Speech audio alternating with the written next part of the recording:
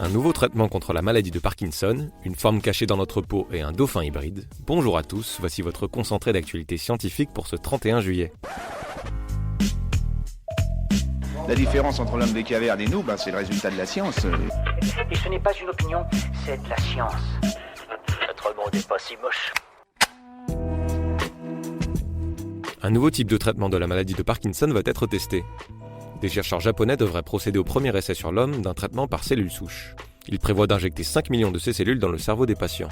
Elles devraient se développer en neurones bien portants et produire la dopamine manquante chez les malades.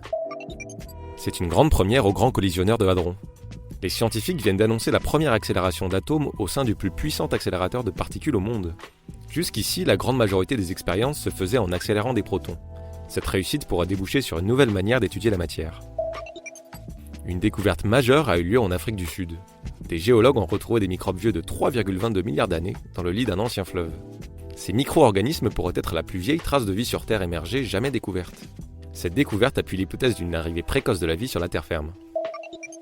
Le nouveau télescope de la NASA est officiellement en service.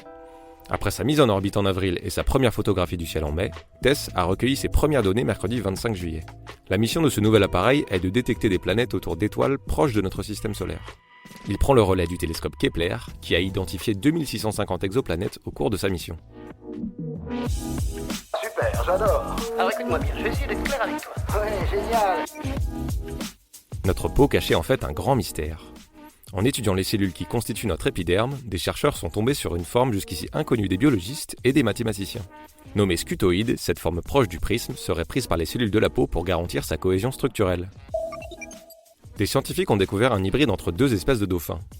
Ce cétacé très particulier avait été repéré pour sa morphologie inhabituelle dès août 2017. Après une biopsie, les biologistes ont confirmé que l'individu était bien issu d'un croisement interespèces. Il est né du mère dauphin d'électre et d'un père dauphin à bec étroit. Des incendies de très grande envergure ravagent toujours la Californie. L'un d'entre eux a déjà consommé 32 700 hectares depuis le 23 juillet et provoqué la mort de 2 pompiers. Au total, ce sont 17 feux de grande envergure qui brûlaient encore dimanche 29 juillet. Des dizaines de milliers de personnes ont été déplacées et plus de 12 000 pompiers combattent toujours les flammes. Une colonie de manchots décline sans que les chercheurs sachent exactement pourquoi. Selon une récente étude sur la plus grande colonie de manchots royaux, celle-ci aurait vu sa population chuter de 90% en 35 ans. Le déclin aurait débuté à la fin des années 90 et pourrait être le résultat d'un épisode climatique ayant affecté leur capacité à trouver de la nourriture.